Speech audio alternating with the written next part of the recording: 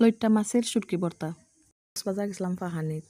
আর একটা রেস্টুরেন্টে অর্ডার করছিলাম আর তারা দেওয়া পরে আমি কইছিলাম লইট্টা মাছের দেশের মানুষ আর লইট্টা শুটকি করছে খাওয়া পরে একবারে অবস্থা খারাপ। তখন ভাবছিলাম মনে মনে যদি কক্সবাজার হইতাম তাইলে লইট্টা শুটকি ভর্তা খাওয়াইয়া দেখাইলাম মানে রেস্টুরেন্টের মানুষ হলরে যে কিলা রান্ধন। আসসালামু আলাইকুম এভরিওয়ান, ভালো আছেন সবাই? তো আপনারা দেখাইলি মোর লইট্টা শুটকি ভর্তা।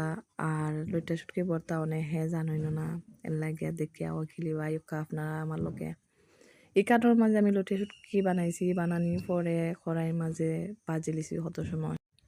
ভাজা পরে আমি সিদ্ধ দিছি প্রায় 10-15 মিনিটের মতো। এরপরে নামাইয়া আমি এগুলারে বালামতে ধইরাম। লটিয়া শুটকির মাঝে বালু থাকে যেহেতু এগু সামুদ্রিক মাছের লাগি বালু থাকে, এর লাগি বালামতে দোয়া লাগে।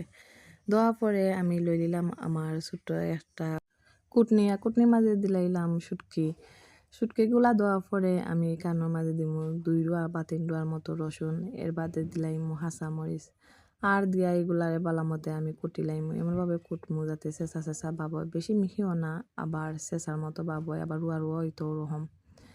আগে আমি ফাটার মাঝে কুটতাম আর এখন আমার ফাটার মাঝে কুটা লাগে না, কুটনির মাঝে কুটলে দেখা কত সুন্দরভাবে আমি কুটছি, একদম রুয়া রুয়া হইছে।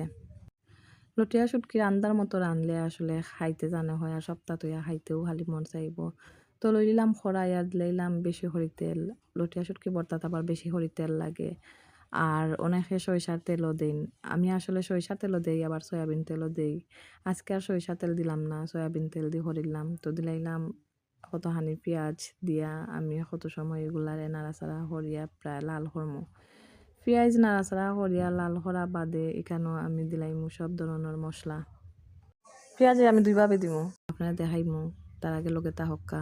তো এখানেও মাঝে লই লইছি লবণ, মরিচ, হলুদ, বাখর আর জিরা লইয়া দিলাইছি। আসলে পরিমাণ যারা রান্ধে তারা পরিমাণ জানা তাহে লাগে আমি পরিমাণটাও হইছি না।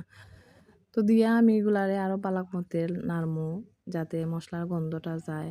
আর নাড়ার পরে এখানে আমি দিলাইমু কুটিয়া রাখা শুটকিগুলা দিয়া আমি আরও কত সময় এগুলার বালামতে টানাইমু। প্রায় 90% এগুলারে রান্না করমু। 90% রান্না করার পরে যখন প্রায় ওই যাব তখন আমি আসল জাদু দেখাইমু। আসলে এই শুটকির মজা একটা তো আয়। আর এই শুটকিটা আমি আমার মনের মতো করে রান্ধি। তো দিলাইলাম এখানো খাসা পেঁয়াজ, প্রায় 1 কাপের মতো খাসা পেঁয়াজ আমি এখানে দিছি। আর দিলাইলাম ধনিয়া পাতা।